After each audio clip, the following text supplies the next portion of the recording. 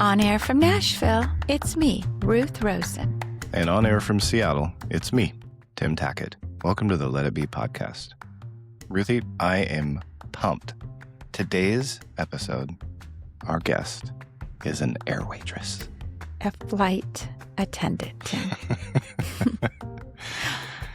I'm really excited to talk to Lisa Stout today and dive into her relationship that she has with breast cancer. She has a journey that spans decades long, from her mom being diagnosed and passing away, from her double mastectomy, 5 surgeries, and now having the conversation with her daughters and granddaughters very soon, which can be really scary. And speaking about daughters, her daughter being born with a cleft lip and the amount of surgeries that she endured through that.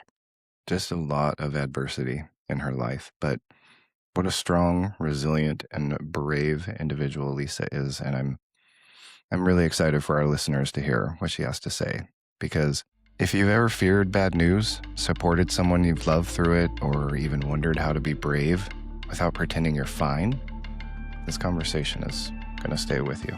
Let's get in there and let's meet Lisa. Lisa Stout, thank you so much for joining us today. Oh my gosh. Thank you. I'm so excited to be here with you guys. Good morning. Good morning. How long have you guys been friends? Oh. First question right out of the gate. First Wow. question. Now,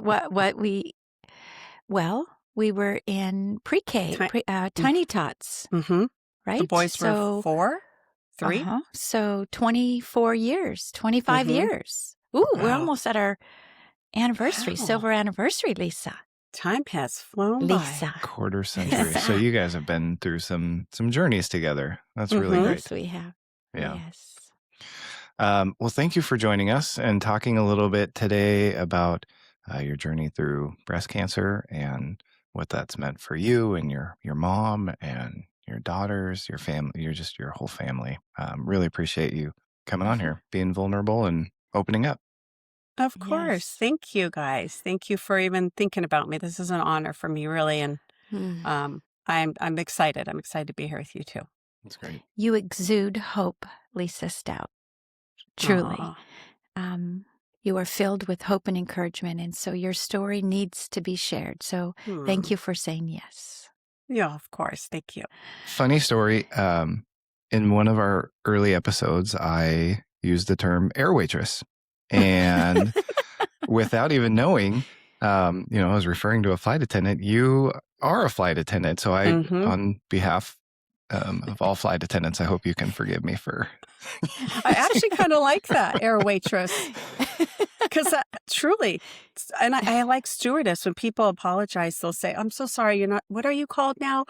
A flight attendant. I got hired as a stewardess, and I'm kind of proud of that. It Yeah. was a stewardess. Yeah. Yes. And It air was. waitress. I've never heard of that one, though. Is that your own term? It is. My friend from Colorado and I, he's like, how many Bloody Marys do you have on the plane? And I will always be like, oh, air waitress. And it's kind of... They love you, I'm sure. Well, I don't actually do that. It's more of like a parody when I get there. Yeah. Thank So- you for not doing that, Tim. Yes. Yeah. I tend to be a bit of a goofball, so it's just one of those terms I've started. But tell us a little bit about yourself, who you are, or where you come from, and who is Okay. Lisa Stout? Lisa Stout, Lisa Marie Stout, born, June 1963. I was born and raised in Southern California. Parents, my dad actually immigrated from Mexico, came here when he was 14, and met my mom in high school. She was at a parochial school. They met, married shortly after high school, and had 3 kids. I'm a middle child. I have an older sister and a younger brother. My brother passed away, 7 years ago. He passed away in 2018, I think is what it was. My dad is still alive. He lives in Texas. And I felt very, growing up, I think kind of the best of times in the 70s or late 60s, music, family, barbecues, cul-de-sac, kind of growing up in Whittier, California. And I just felt loved. I felt comfortable, safe. Um, I had a great youth. And then my parents moved from Whittier. We went a little further east and we came to Brea, California. That's where I met my husband. Met him in high school. Um, golly, graduated in 1981. 81. It's a good year. And we didn't date in high 82. school. We dated in college. I moved on to Cypress College, and he followed me there. That's what I say. He followed me to Cypress. I took the air waitress program, Tim, if you will, and got my AA. And I really, truly did not want to further my education. I wanted to get hired. I think I was 19. And I was already applying to the airlines. I did get accepted to Long Beach State. I went there for 2 years, got myself on academic probation, if we're going to be honest, because I was not Wow. about school. I wanted to work. And I finally got hired at the age of 22 with Western Airlines, if you can remember that airline. Yes. The only way to fly, the little bird. And then shortly after that, Delta merged with Western, and I became a Delta flight attendant. And 40 years last year I completed. Congratulations. Thank you. Off and on with my having kids and taking some leaves, and then currently on a disability, but I will be returning shortly, I hope. Good for you. Yeah. I have, Congrats. Darren and I, we married in 1989, so I believe it'll be 37 years already this year. Wow. Yeah. Wow. Congratulations. That's a lot of 37 years. years married to the same person. I'm encouraged, Lisa. There's that hope. No. Yes. So, yeah. And then, let's see, 1989. And then we have 3 children. Our first was born in 1991, Taylor. She's 35. And then we have Allie. She was born in 1992. So she is 33 currently. And then Keaton, he came a few years later, and he is 29. Just celebrated his birthday.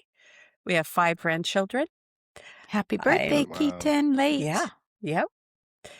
5 grandies from the age of, we're currently 3.5 to 2 months.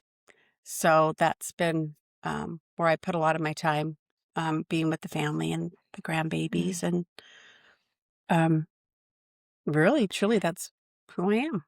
What about the dogs? And you have two. Yes. You have two kids, not other kids, but you have 2 kids that are also with Delta. Oh, yeah.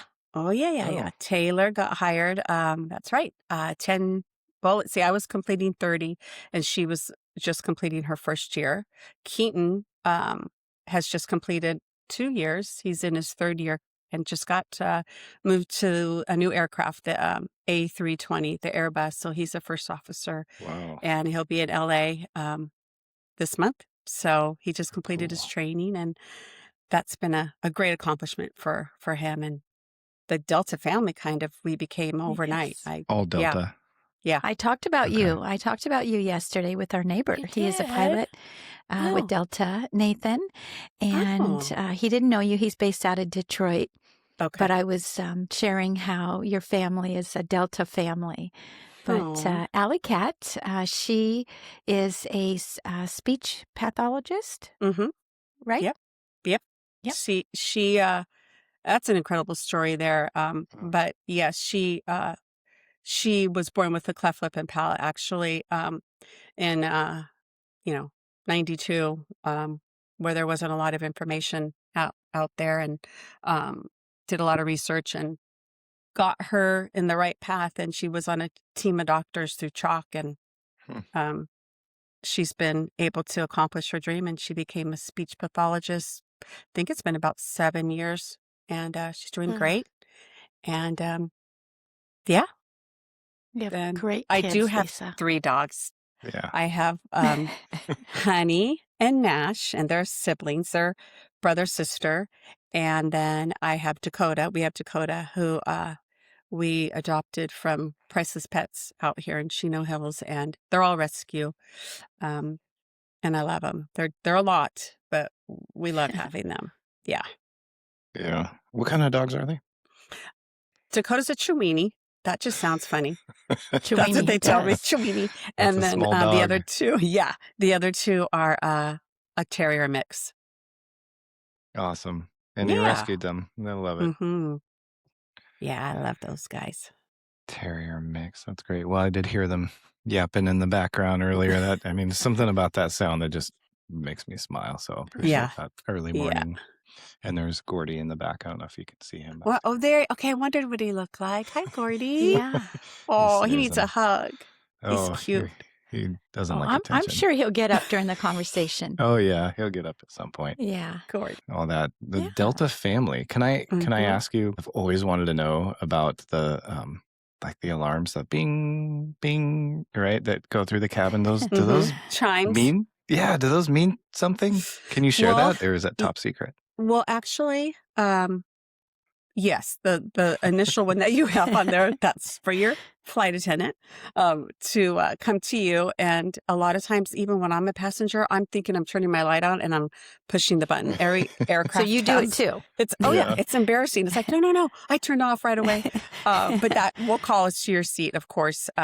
Now if it's continually going from a passenger, we know that it's usually something urgent or important. But if it's just one, we kind of look out there. Oh no, it's front galley or aft galley. We'll go and attend to their needs. Then yes, there is a process of chimes that we know that that it's a language. Right. You're Yeah, right. like And Morse code. it is kind of, and I'm sure every airline has their code. Oh, Ours, will come from the cockpit, or it can alert us that that we're also ding, we're on descent, ding, Oh. we're on ascent. It's just it's a little alarm for us to kind of be aware. Okay. What's the one Yeah. I should really be like, oh gosh, it's top secret, Tim. things are going you down. have to Okay, become. there's security. Yeah. Yes, Tim. Yeah. You have to. We are constantly hiring, and you could come out to Delta any old time. You'd be great as an air host. I think So you we've got would. air host, An air host. flight attendant, air waitress, and stewardess. Mm-hmm. God, this is Feels great. good. Okay. I noticed that you still didn't tell me the security bings, though. That's so right. No. I get it. Keep them wondering. Yes. Uh, So do you have a moment, Lisa, when you were flying that you could share with us that was either super funny or super scary? oh gosh, it's a lot of years, and I've had, it's a great job. I love my career. It's one of those jobs that you feel like you're allowed the full-time benefits with the part-time job mentality, your schedule. And I would say that in the beginning of my career, I didn't really know that many people. I was young and they hadn't hired for a while. So I was kind of that newbie on the block, and I was on reserve. So that means that you just show up to a trip when they need you. You're not in a schedule. And so I felt like there was always a family that I didn't really connect to. And excuse me, as I progressed with my seniority, I started flying with my friends, and, you bring this and I'll bring that, or we'll plan this on our layover. And actually, my best times are being with my friends flying and in that family environment. Funny, it's just probably our interactions with each other. I have not had where I would say, I've had other people tell me their stories, like a baby being born in the lab, and how she didn't even know that the husband didn't even know that she was pregnant and she had the baby. And the way she tells it, I couldn't even do it justice. Surprise. Look what I And he was found in the bathroom. He was coming home. I think she had mentioned from Desert Storm, and she went to the restroom, and That makes more sense. and the way she explains it, it's the funniest story I've ever heard. But of course, important to Yeah. be prepared for that. Scary. I've had turbulence. I've had, actually the scariest probably is having passengers with ailments, Mhm. where we've had to administer shock We've had to administer CPR. Wow. We get the ones that maybe have had a little bit too much fun in the Sky Club, if you know what I mean. Um, Yeah. and we've had to kind of work Irresponsible. through that. I And don't know what that is, but I'm pretty sure Tim does. Hey, I am a very respectful flyer. Good. Yeah. I bet you are. Yeah. Yeah, but she's definitely bringing more credibility Oh, than yeah. just an air waitress. Tim. Yes. Did you hear? Thank They you. revived people. Yeah, you Yeah. know what? I have to say something about flight attendants. We are first responders in the air. There's nobody else. It's the cockpit takes care of the entire aircraft and the passenger safety. Bar none, safety is the most important.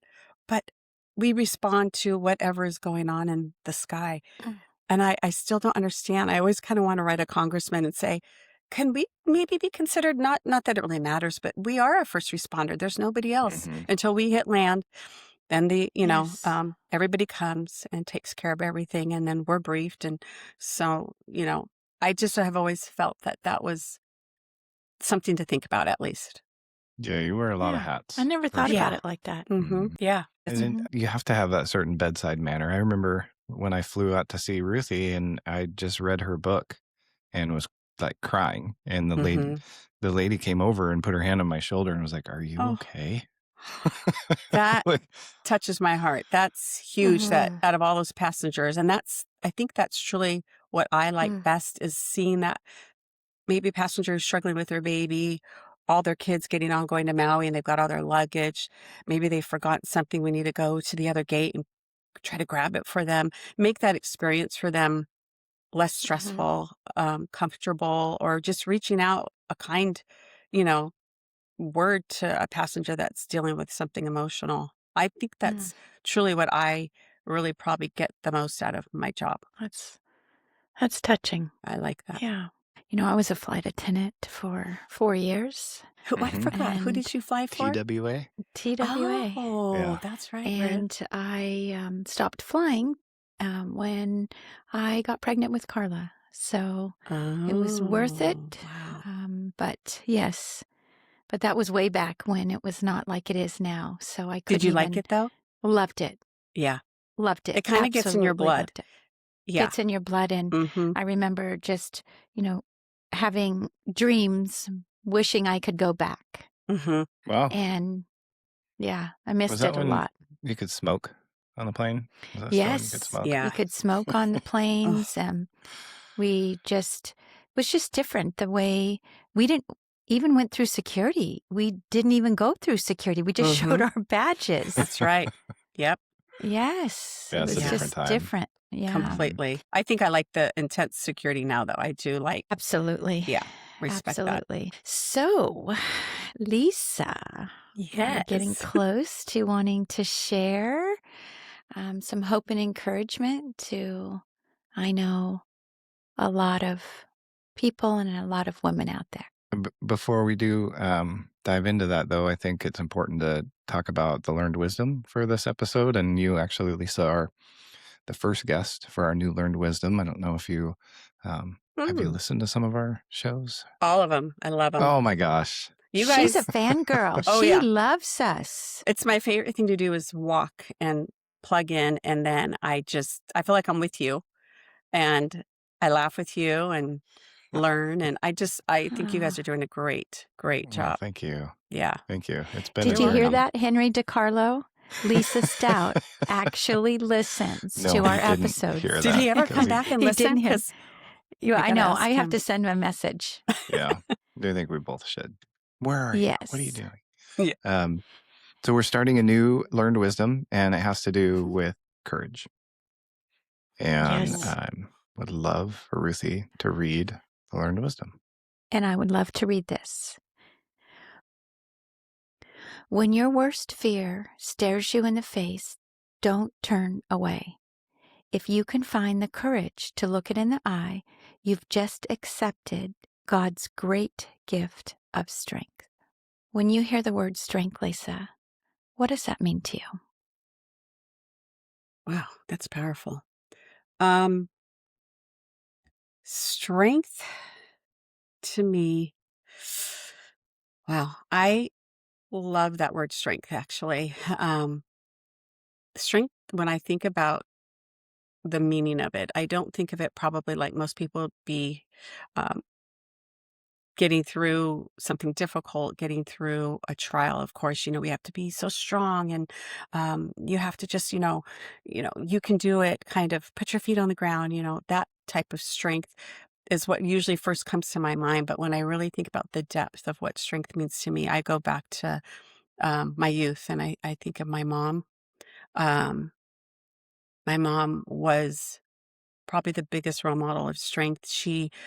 Um, just to kind of give a little backstory, she and my dad were married for 30 something years. She had just lost her mom. It was 1981, the year I graduated from high school. My grandma died of ovarian cancer. My mom and her were best of friends. Any minute they could spend together, they just poured into each other. My mom and my dad were having marital issues, and my dad decided to move, and he moved out. So he was living separately than our family, and it was just my mom and my brother and myself. And my mom got diagnosed with cancer. She got diagnosed with her first round of breast cancer. Um, my brother was struggling a lot with alcohol and just life, and he went to live with my dad. So it was just mom and I, and 3 years, I guess, it was 3 years of that, and, just the dynamic of their relationship that I had always known as a unity, as a unified family. My sister was away at Humboldt going to school, and it was, my mom trying to probably instill in me that I had a future. I had the hope of being able to become who I need to become. She poured faith into me. She was a very strong Catholic. Um you know, did I go to church every Sunday? No. Did I, pray like I should have? Probably no.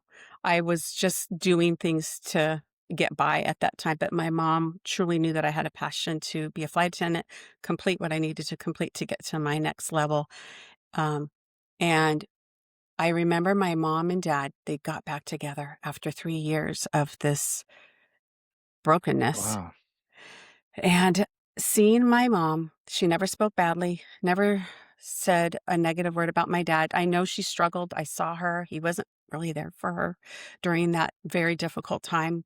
Her friends were, her faith, her God, me, um, and just how she handled it with grace. She would say, this time in my life has nothing to do with you and your brother and sister. It's about your dad and myself and our relationship. And I don't want you to have it's going to impact us negatively, but it's not going to have to ruin a relationship with my dad. And so I tried Hmm. really hard, and I just thought, my gosh, to mend after 3 years of what they went through, her dealing with her cancer, um, it it just kind of blew me away. And I always thought to myself, if she could get through that and forgive both of them, I don't know both sides really. They didn't really ever talk about it.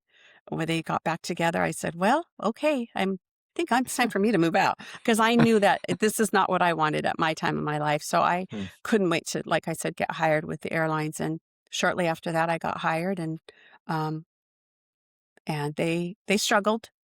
But my mom, was hit again with breast cancer, and she died at the age of 59. But my dad and her had this beautiful relationship that just bloomed from there, kinda hitting rock bottom, and, Hmm. witnessed just a miracle. That's where I think my strength is. The baseline of my strength came from my mom and seeing God work through her. Hmm. What's your mom's name? Patricia Josephine Anthony.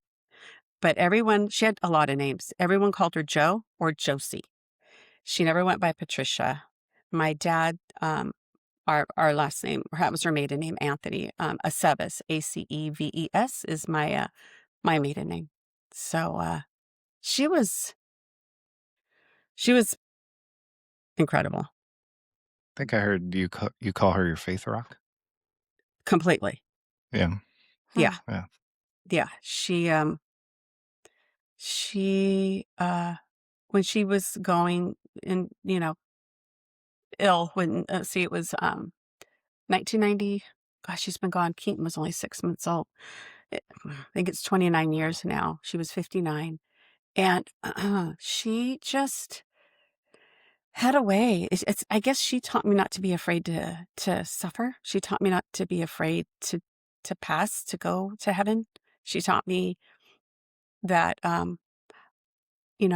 always know that she yearned a little bit more. She loved her Catholic faith. I stepped away from that in the 90s and left the Catholic Church, not because I felt that it wasn't a good thing. I just felt I needed a deeper relationship versus the do's and the don'ts, and the um, the religious aspect was not working for me, and I felt God was calling me in a different direction to know His Son, to know my Savior, and I didn't really have that relationship going through my Catholic experience. I know that hurt my mom a little, but I'll never forget. She asked me, I think it was probably about 8 months before she passed, she asked me to pray for her. And as a Catholic in my home, we didn't do that. We did the Hail Mary and the Our Fathers. We did a kind of group prayer, but I set myself apart and prayed for her. And it was almost kind of Mm, uncomfortable because I had never done that.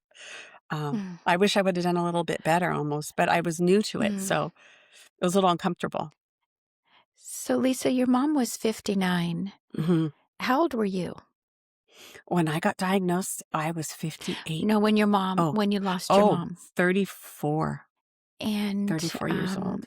before before you start talking about your diagnosis, hmm I'd like to ask you, as a woman, your mom being diagnosed with breast cancer and then passing away from breast cancer, did you fear it? Did you discuss it? How did you handle from then until the diagnosis actually came? That's a good question. This is where my friends would attest to this. I always would say, I'm going to be hypervigilant about checking myself, always. Mhm. I did my MAMS. I did my 3D camera. They would take me in. You have dense breasts. You have to have a more intense x-ray. Okay. Can I even say that word? I don't know, but I do. And I was like, whatever, whatever. That was So nicely put, by the way, dense. That is a term I have never heard from me. that's what they told me. So I would always do my manual checks. I would. And I think for me, I always knew. I know that sounds almost kind of like, yeah, right. How did you know? I think I was always preparing myself for the day that I Mhm. would find it. I found it on my own. Um, I had had mammogram the year before. They never saw anything. And I wasn't afraid. I thought, I knew you were there. I knew you were going to come out one of these days. Now I got to get you out of here. You That's just how I revealed felt. yourself now. Now I'm in control. Yeah. Yeah. Mhm. So I think my family always knew, okay, mom. I said, no, guys, I'm not afraid of this. One day I'm going to have to deal with this, just like my mom. But I don't know why.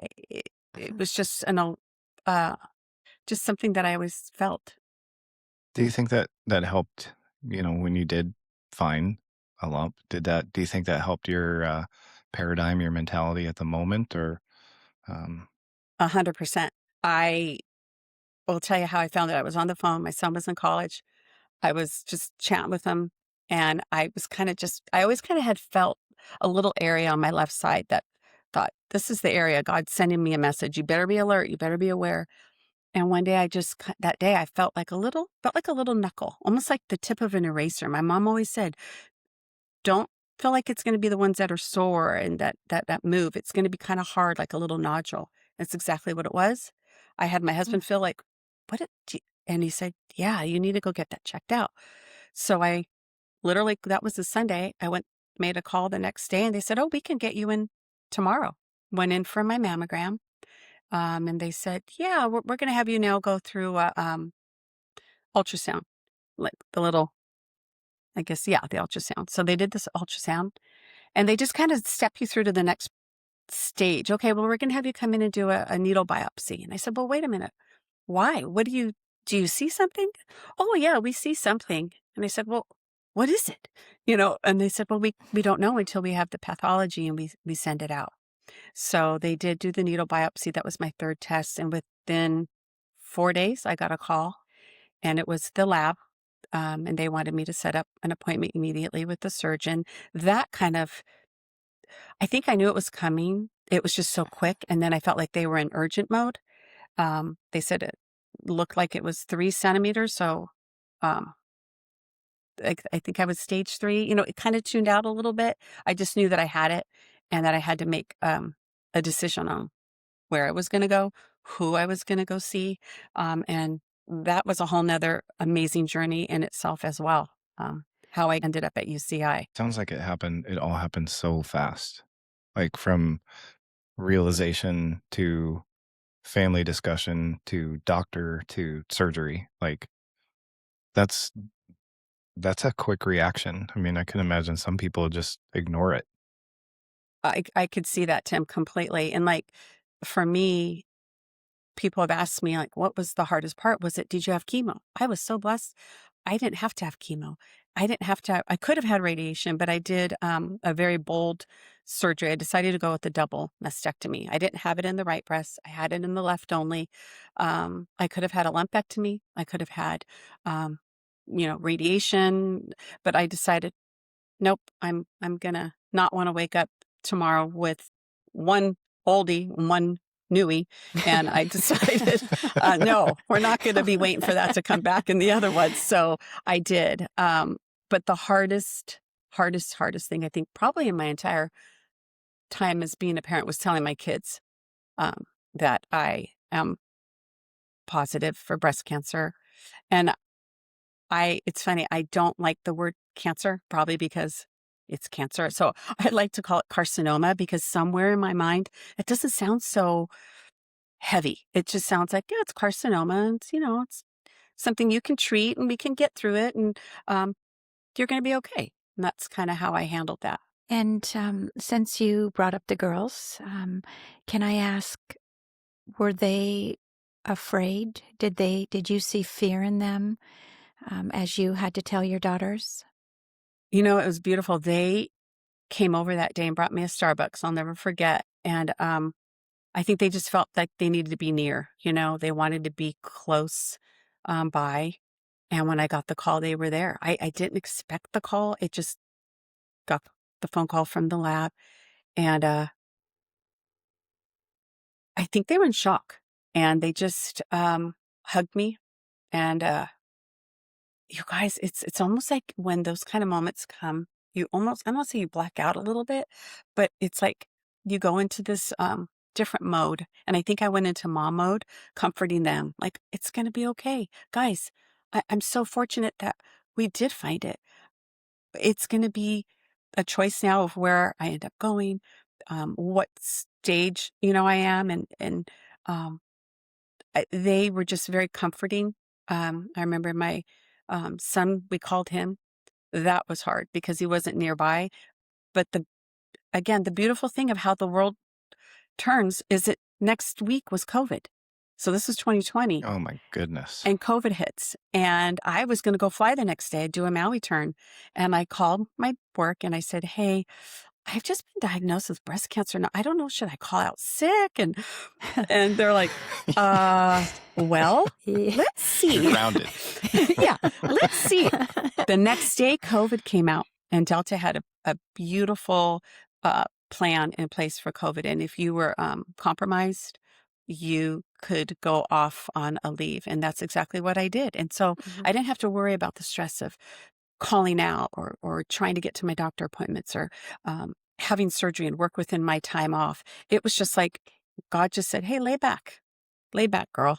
I got you. You can let this take its journey and I'm going to be with you the whole way. I was not afraid. So that's my next question. You're diagnosed at 58. Your mom passes at 59. And you said you were almost kind of ready for it. You were expecting it. Mm-hmm. So you had no fear getting this news. Did you ever think to yourself, Lisa, my mom died at 59. I'm only a year from that. Did you ever struggle with this? Yet, yes or no? And how did you deal with it? I felt like I had a goal. I felt like, are you kidding me? I'm making it past 59. I'm going to make it to 60. I cannot Mhm. wait to celebrate my 60th birthday because it was it was the marathon. Like, so Mhm. this is just one of those stumbling blocks, and I need to get to the next stage in order to get to my goal. And I shouldn't say that's not never. I did in the middle of the night, and I think this is when my body was at its complete, um, trying to rest in it, trying to cope with it, kind of in that space. And I remember just closing my eyes and being awake probably at 2, 3 in the morning, and God just was in my heart. And I remember lifting my arms up in my bed and just saying, I surrender. I surrender. I have nothing but you to give me strength in this. And I have my family and I have my husband and I have my friends, of course, but there's a difference to be able to have that inner strength, to be able to be around people, to be able to find the strength to know that I'm going to have to go to the hospital by myself. No one's going to walk me. They're not going to allow anybody to be there. I went in a month and a half later and had my double mastectomy by myself. Mhm. But I had my Bible, I had my devotion, I had God. Um, I felt bad for my family. Does that make sense? Like I felt bad that they were worried about me. So, one of my surgeries, I have had 5. I would write them notes like, "I'm waking up from my surgery now. I don't want you to worry. Take care of the puppies. I'm going to be okay." And it was like, "Mom, why are you writing us a letter?" And I said, "I want you to know my heart because I'm going to be on anesthesia. I'm going to be taking a happy nap and I'm not going to know what's going on." So, A happy nap. yeah. So I'd never had surgery. I never had anesthesia. Those kind of things concerned me. I just prayed I wasn't allergic to any of the Mhm. medications. But I kind of felt like, guys, I get new boobs. I have always been dense breasts. These are going to be gone and I'm going to get a makeover. I mean, come on. And I So was Oh thrilled. my goodness. I know that sounds So- really wacky, but I was. It's funny. No, and I'm so glad you said that and made fun of your new breasts because I know Tim is probably holding in this laughter, and I have shared it with you, and I'm just going to openly say it. But we call you Booby Lisa. Booby Lisa. And see, he's like, oh my gosh, is that going to offend her? No, Oh. she's fine with it. I didn't So- start the name. Just to be clear, Ruthe started the name because you are in the book. And so whenever she would refer to you, she'd say, Booby Lisa. Because when There's you a guys story met there. at my 60th here in Nashville, Oh, yeah. even though you had met That's right. way back Mhm. for Carla's service That's right. as a kind of interacting as when I describe Lisa, Lisa, Booby Lisa. And so yeah. that's Oh, yeah. I like where that. it came from. And so now anytime we think of Lisa, it's really hard for Tim to have a straight face and just call you Lisa because you're caught between air waitress and Booby Lisa. I sound so, I don't know, sexy. Very provocative. Yeah.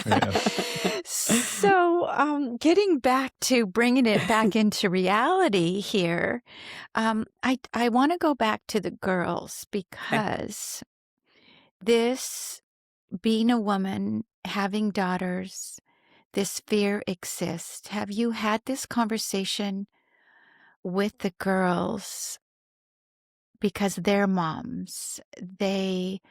Are they at risk? Are there tests that you have taken Mhm. that show markers? I mean, how does that work for somebody who doesn't understand like myself? Right.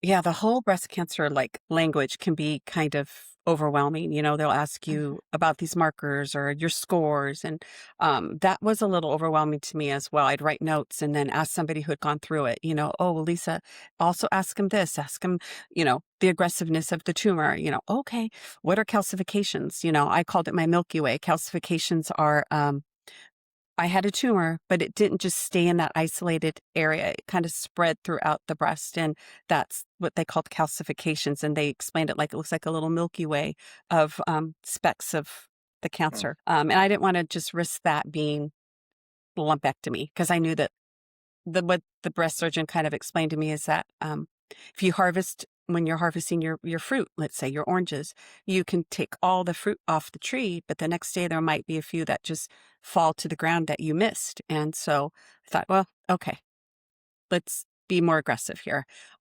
With the girls, they never questioned me in terms of what my choice was. They always, and Keaton too, it's important for males to be aware.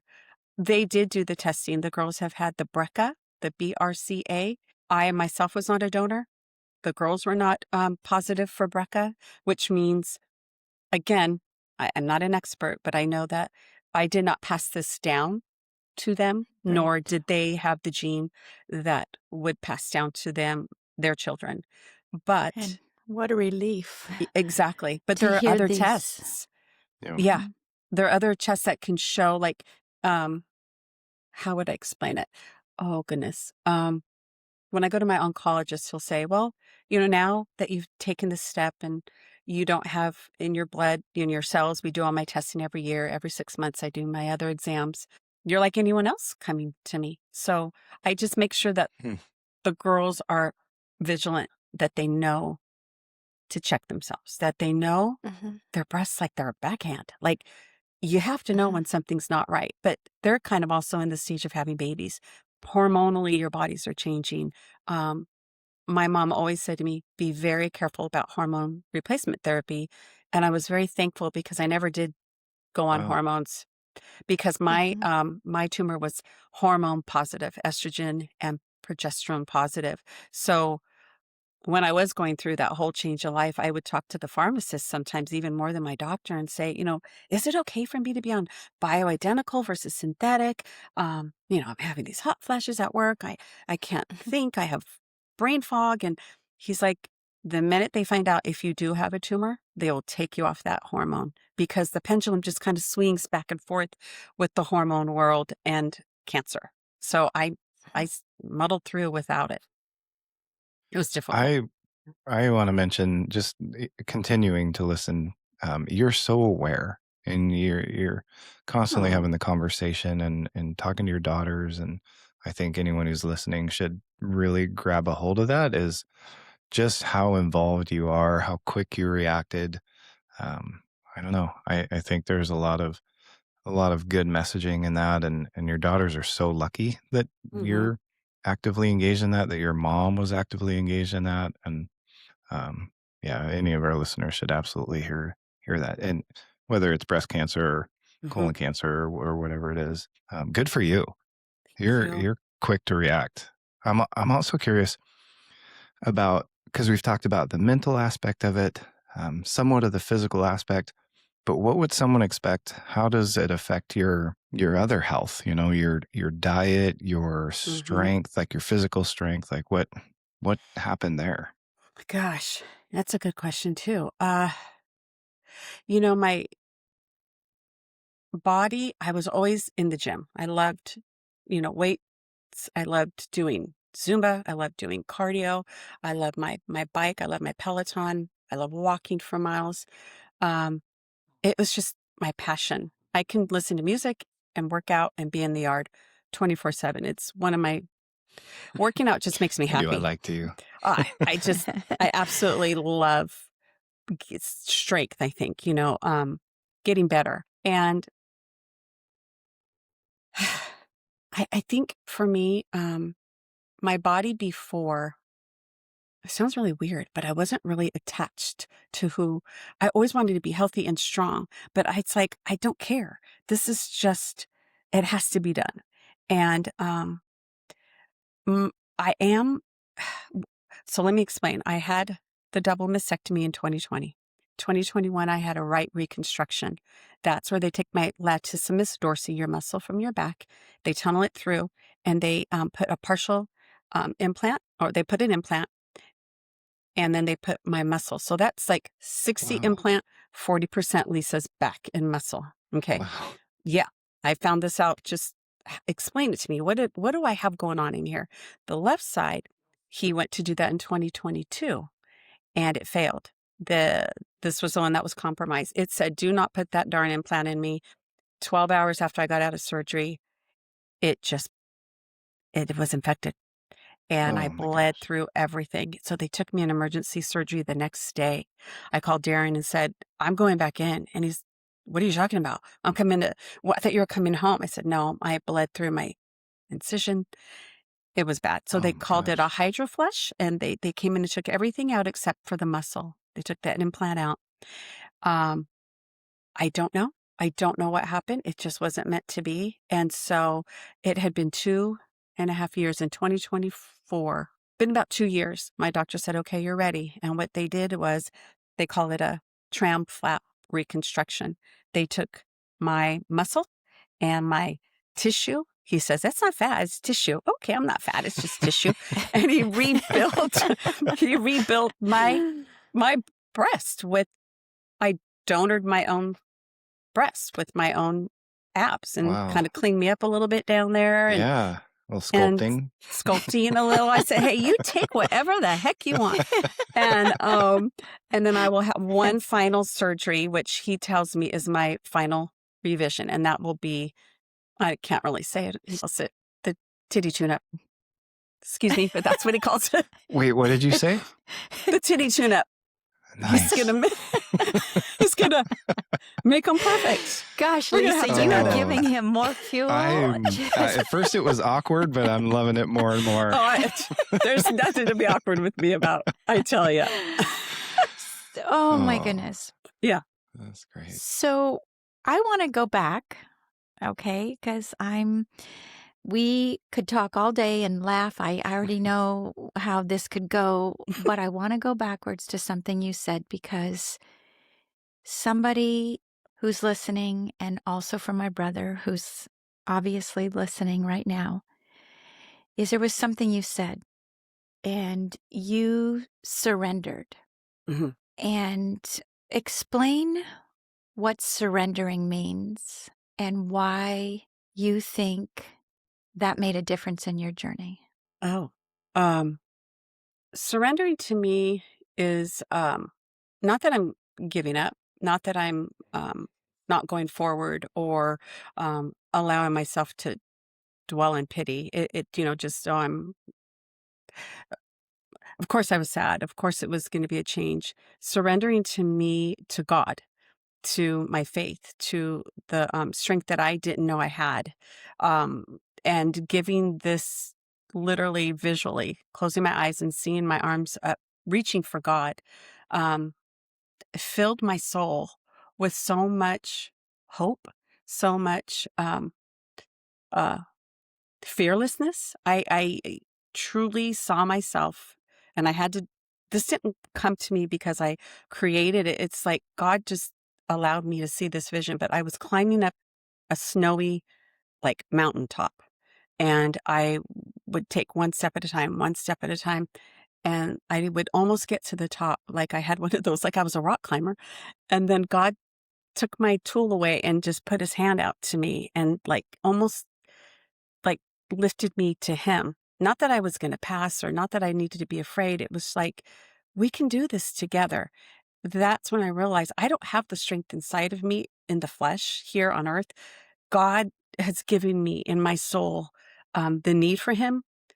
I really don't think I could. Oh, I don't think, I know I couldn't have made it through without fear, without God. And that's, surrender is freeing. Um, I don't have to be in control of every ounce of this, because I know ultimately I'm doing what I know I need to do. I've done the research. I've, I forgot to even tell you in there, I shifted from one facility. I was at a facility in Orange, the Breast Link, and through talking to other people and finding out through my insurance, I went to UCI, found the best surgeons, found the best oncologists. My insurance was covered at 100% if I hit my deductible. Like, all these things that God kept showing me along the way weren't me; it was God, and that, to me, uh, that's surrender to me. So why do, just out of curiosity, why Mhm. do people wait so long? Why don't they just surrender sooner in the stage and just ask for more help sooner rather than fight through it on their own? You know, why did it take you that moment to just be like, I give up? You know, why not ask sooner? T I I for me, I can only answer for myself that I told you I was prepared in a way already. I even went to had interviews with surgeons about having my breast removed, knowing that I was a higher risk for a breast cancer, that my grandma had ovarian cancer. And they would always say, why would you invite this? It's surgery. It's not just something we go do. Um, but I had heard people do that. And so I thought, well, I think I'm a candidate. And um, when my diagnosis came, it was like it was almost truly a relief for me.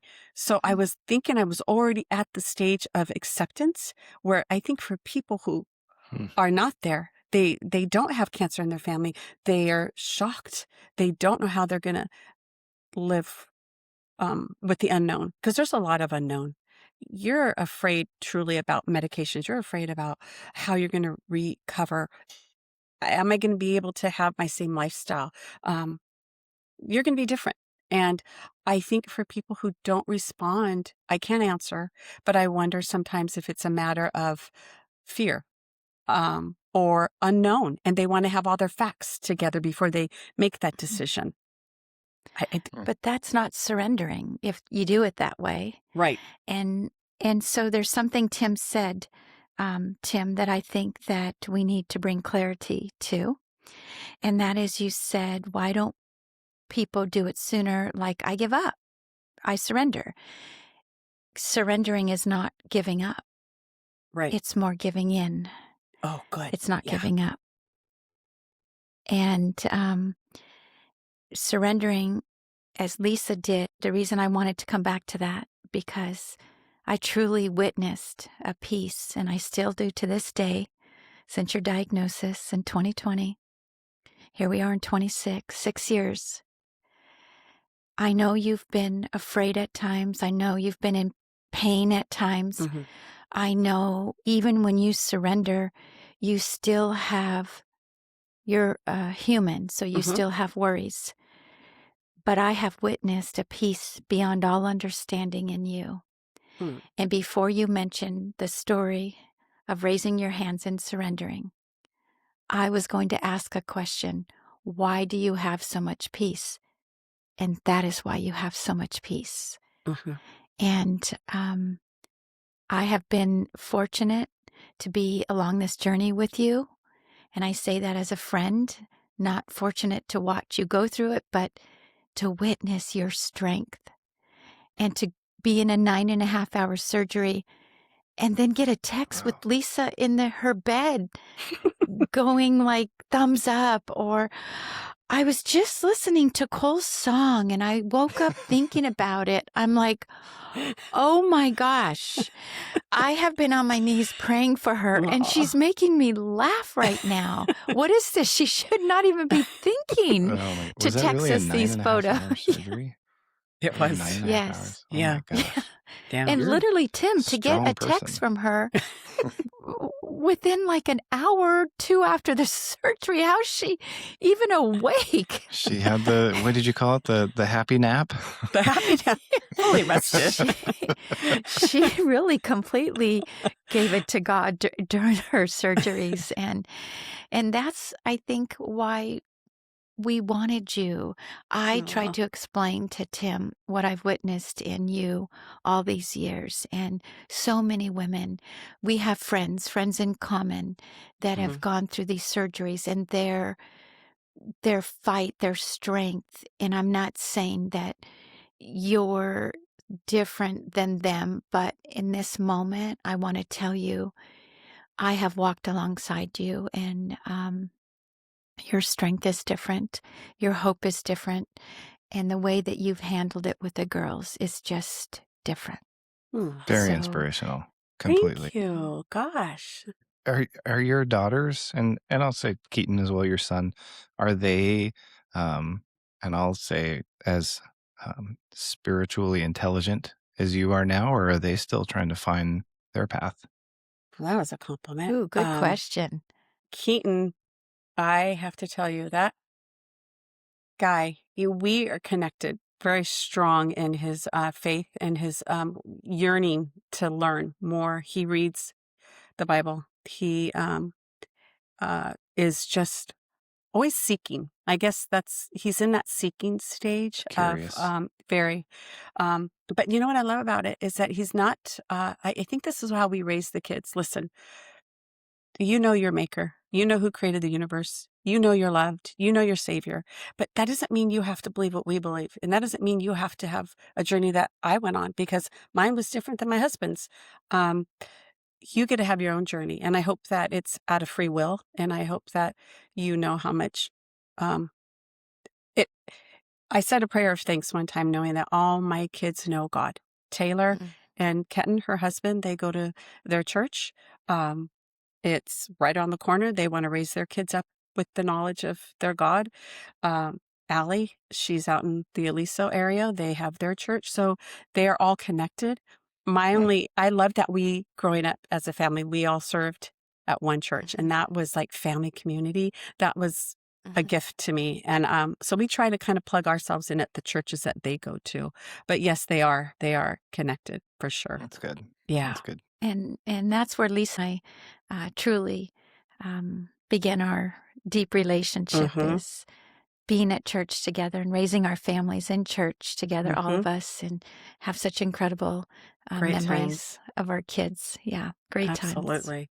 I always like to know, for people that don't have a relationship with God, how you would advise them, what they could take from you personally, your strength or your wisdom, or um, how they could how they could kind of move through a process like this with the same. I'm Hmm. trying to find the right word, and strength is not Mhm.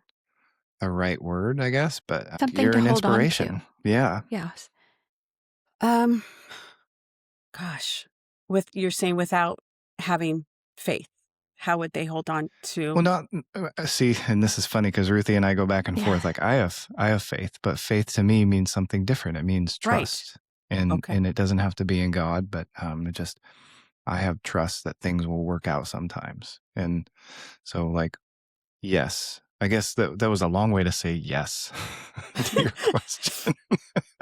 I, goodness, I think, I don't even know if this is going to answer your question. When I think of um, not having God, and that's okay. God knows you. Um, it's okay. He knows your journey.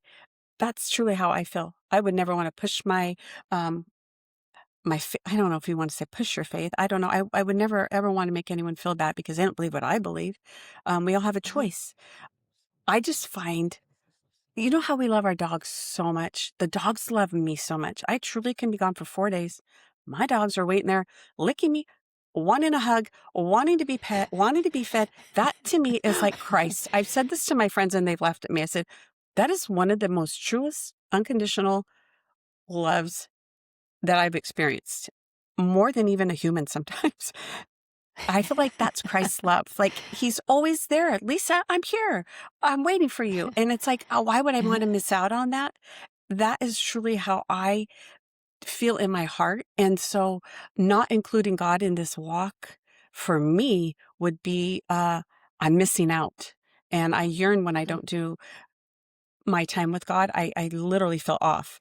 So, but there have been times in my life, like I said, when I was young and I knew God, but I didn't know how to work God in a relationship. I just knew my rules, I guess, and regulations and what I was supposed to do.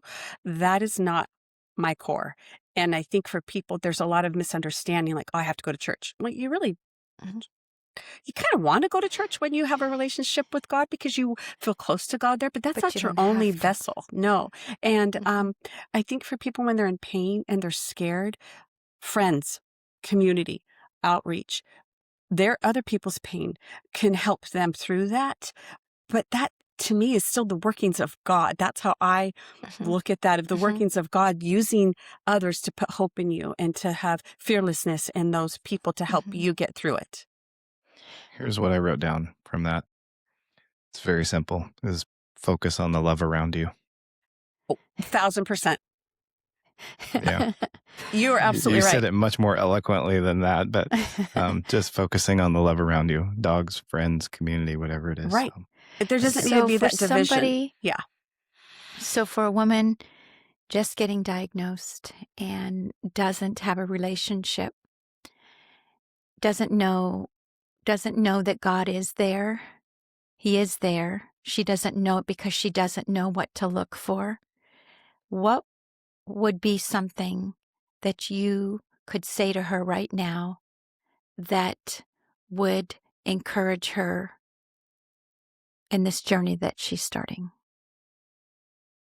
Well, I've had experiences like that with, other women that are going through it now. Uh, and I know that maybe they're different of faith completely than I am.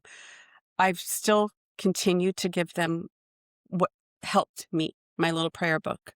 A water, hey, you're going to need this little water cup, or you're going to need a blanket, or you're going to need some snacks, or I still love them the way I think that they'd want to be loved. I don't Mhm. necessarily say, gosh, the only way you're going to make it through this is with God. It's like, Surrendering. I said, this is what helped me. And I find that there's Mhm. this kind of, I guess, if you will, peace between the two of us. That's Mhm. like, there's no judgment.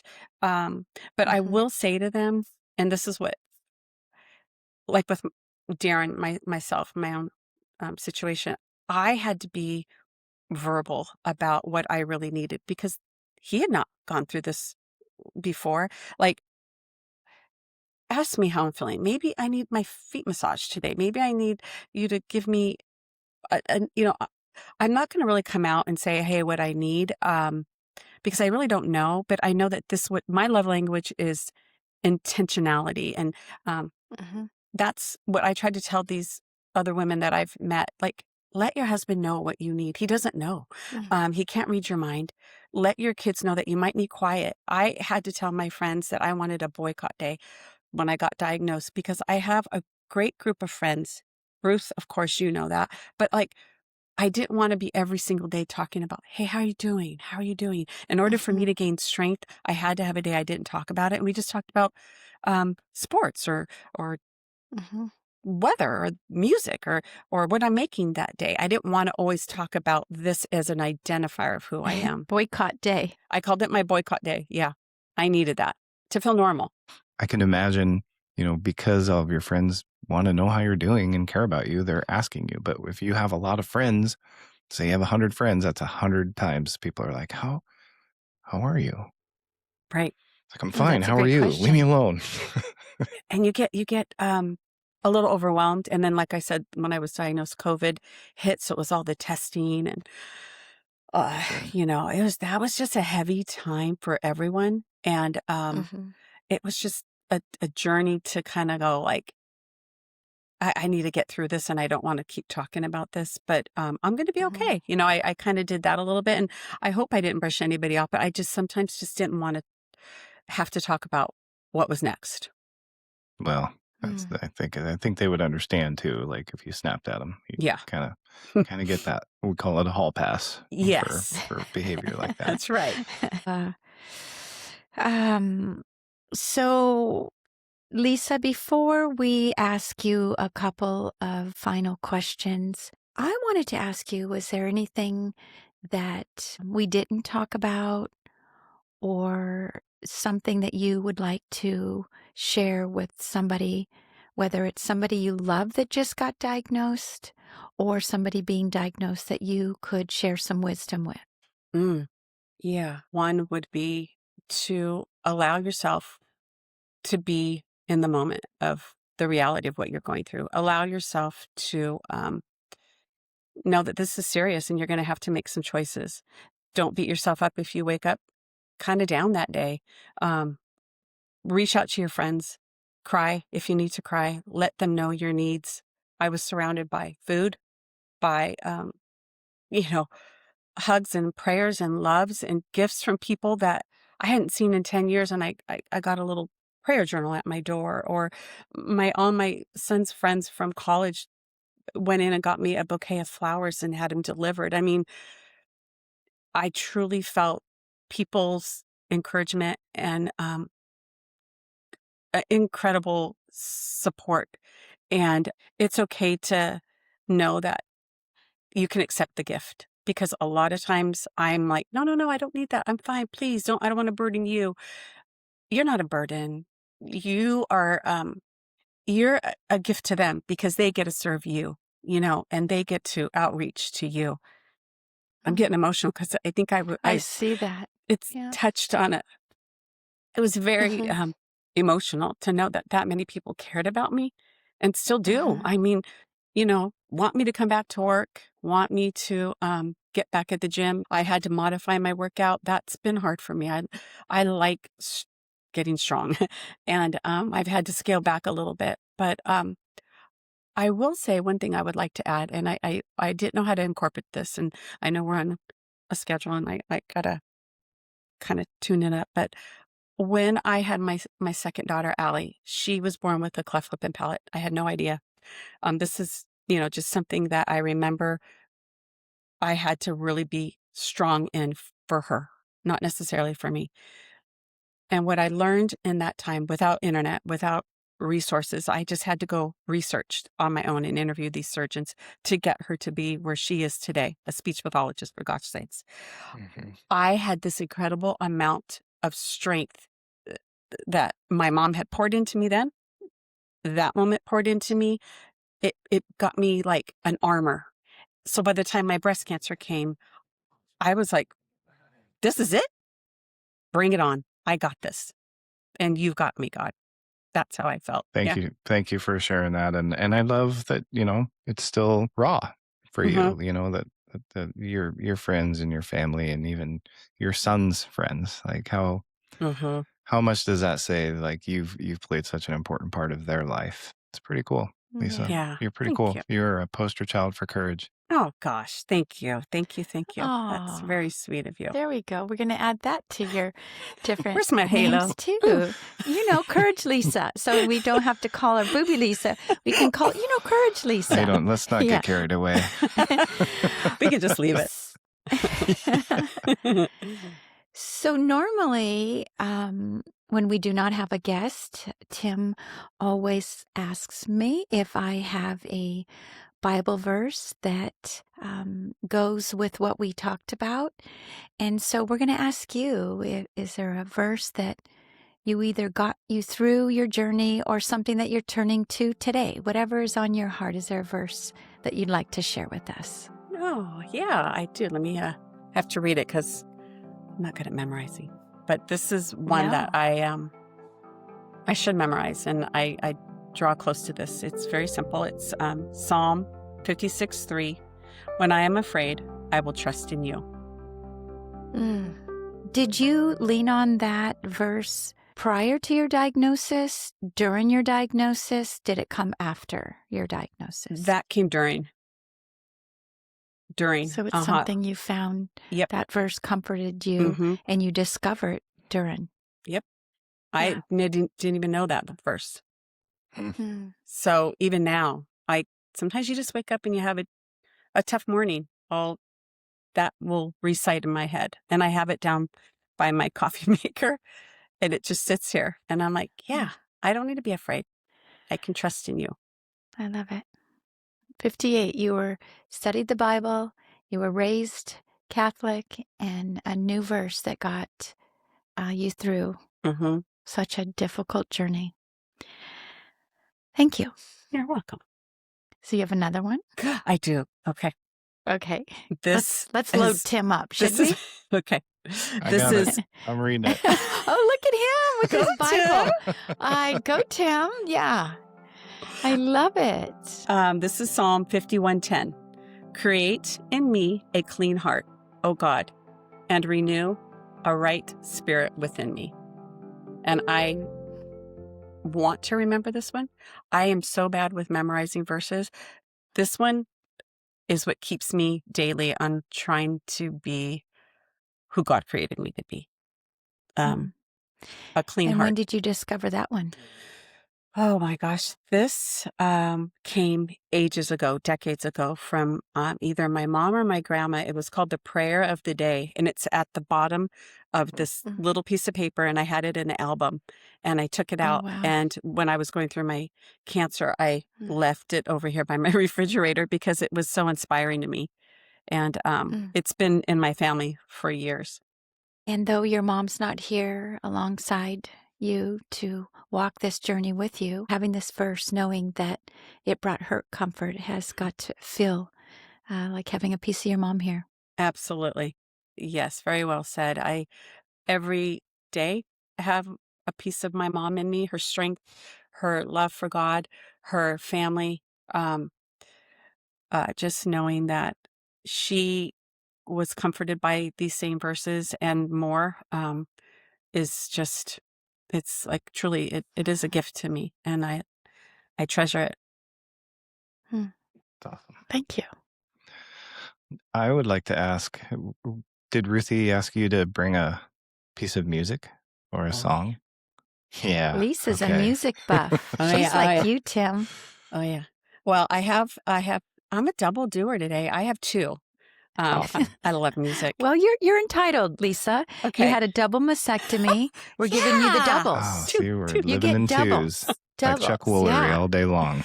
Well, this song, I've loved music from day one. I was brought up with a lot of music with my family, and then we introduced that into our own kids. And but I hear the song, and it just does something to my heart. And I just kind of started re-listening to it about maybe 6 months ago, and I play it pretty much every day. But it's by Genesis, and it's "Follow You, Follow Me." Um, Yes. I love just Phil Collins' voice. I love the meaning behind the song. I almost think it's for me. I don't know. I feel like very passionate about this song, and it speaks to me. But I always have a song that I love, and then I always have a worship song. Can I share my worship song? Mm-hmm. Okay. I'm not going to stop you. I love Ann Wilson, and I laughed at this because her album's called Rebel, so I think of you, Ruth. And the song is called Strong, and it is Okay. powerful. Yeah. Mm. And here we are talking about strength Yeah. It's and perfect. courage, and Great choices. you couldn't have picked a more perfect song. I Thank look you. forward to, I feel like I've heard that song before, It's good. and I look forward to listening to it again Thank and you. thinking of you, my friend. Thank you. Well, Tim, I did tell you how encouraging Lisa is. I can't wait to go back and listen to this episode and just listen to it all over again, because even though I've heard your story, I just am in awe of your strength, Mhm. reminded clearly today how strong you are, my beautiful friend. Thank you. I truly give my strength. That's glory to God for me. And it's not, Raise that's your not for hands. I'll me. give it amen. Yeah, thank you so much. I feel the Mm. same way about you, Ruth, truly. Was there a nonprofit that you wanted to shout out? Oh, good. That's right. Hey, Tim's going to love this. So Keaton turned me on to this nonprofit, 501c3. It's called theasherhouse.com. And the founder is Lee Asher. He, in 2017, quit his sales job, was feeling unfulfilled with his life at the time, bought a van, took his dogs, a lot of them, and traveled and went to different places, and he ended up at a lot of shelters, and started sharing about rescue, and started sharing about just all the adoptions and all the dealings that go on with all these dogs that have been abandoned or that are high needs and have been surrendered. Well, he ended up buying land property in Oregon, and he has this beautiful sanctuary. I watch him on Instagram all the time. I do too. Oh, okay. I love it. I love it. He is the Oh, yeah. happiest, lovingest. All the hairs on the back of my neck just Okay. stood up. Tim, Keaton and I have decided this is what we're going to do. I'm like, who cares about everybody else in this family? I want to travel. I want to have these dogs. He loves these dogs so much that my heart is so full when I can't wait to watch the next episode or the next. I know. So That's awesome. Yeah, that's who I Tim would. is ready to pack his bags. He's going. Oh, man. I look at Oh. property up here in Washington all the time, like, okay, I could build the fence Oh. there. We could put the house there. We got to build a pond. Yep. And Like, I told him the best property for that is in Nashville. There you go. Yeah. I try all the time to get him here. Great choice, Lisa. Well, thank you. Yeah. Well, I think you ought to give yourself a big, giant hug Aw. because I can't be there to give it to you. Thank you.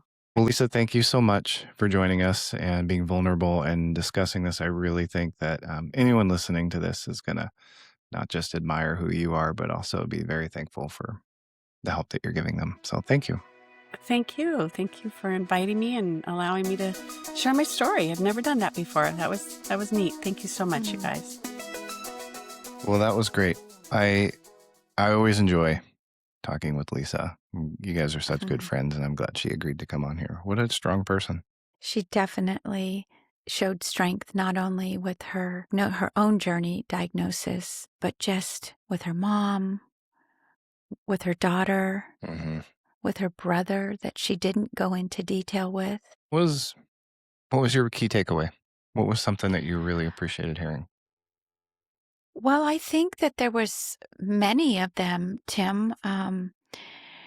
But I think for me, I just maybe take for granted, if that's the right word, but not in a negative way, that we've been friends so long and she brings me such encouragement and strength and just guidance. We talk about God together, but just listening to her story and witnessing one more time her strength and her laughter and her ability to not have a pity party, but just hit it head on. And what did you say? Name it to tame it? Name it to tame it.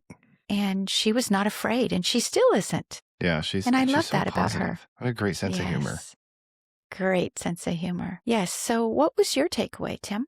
I really appreciate, I think the words were hypervigilance. Her identifying that she knew something was there.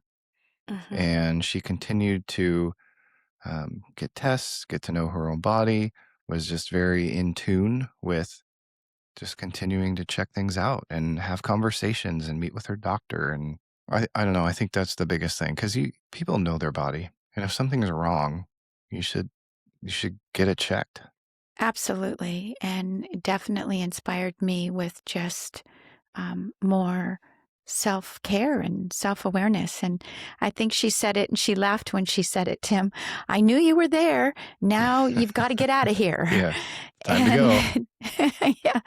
So that was fun. And and I know it was probably an uncomfortable anticipation of conversation as a male going into this, but boy, that probably left very quickly as the conversation started. Oh yeah, she is easy to talk to, and yeah, love her sense of humor. So hope we can all get together in person sometime in the future. Well, and let it be a reminder to you women out there, including myself, to self-check. And a friend of ours, Nikki, who was also diagnosed, and I wrote about her in the book, and she would say chicks that check. And so let it be a reminder to be a chick that checks. So Tim, as we're wrapping up this episode, you always leave us with something to reflect. Right now, where in your life are you being asked to give in? And what kind of strength would it take to do it? Goodbye, friends. Thanks, everyone. We're so glad you're here. Did today's episode give you a little boost of hope and encouragement right when you needed it? If it did, we'd love it if you'd hit that like button, subscribe, and maybe even share it with someone who could use a little light today. For extra content and more from this podcast, make sure to follow us at Instagram at letitbe.podcast. And remember, there's still beauty unfolding in your story.